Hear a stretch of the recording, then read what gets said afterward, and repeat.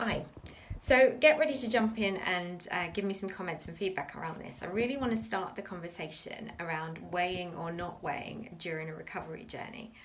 I find this a really interesting one, and most people that I have spoken to that have gone through an eating disorders journey have found that the jumping on the scales once a week in a doctor's surgery was actually something they found really, really triggering.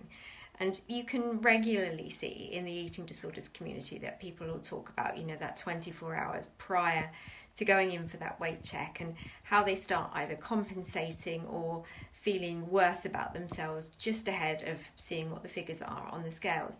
Now, the difficult thing about this is very often it's been implemented as part of a care plan as an opportunity to have duty of care from a practitioner's perspective, particularly where someone is out of inpatient or may never have gone into inpatient but is in the community, and the GP needs some kind of measure perhaps of seeing whether that person is doing better or worse from one week to another.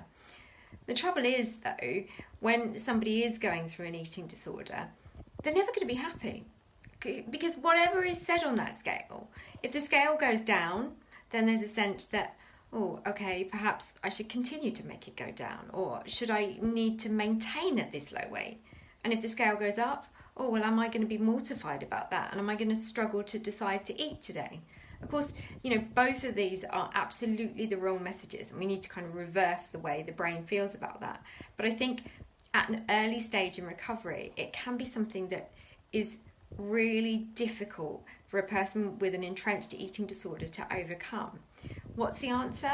Well, yes, absolutely. I do believe that it is important to keep track of somebody, particularly, as I say, in the community where they may be receiving little to no other care on a regular basis, that a practitioner can keep an eye on to see whether they are progressing or, more to the point, deteriorating. So, yes, if we've got to have a measure, then I can see why to some extent it's useful.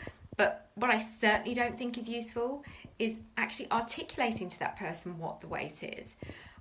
I would challenge whether it's appropriate at all for the person to see what's said on the scale or to be told it by the nurse or GP that actually jumps in and does that weight.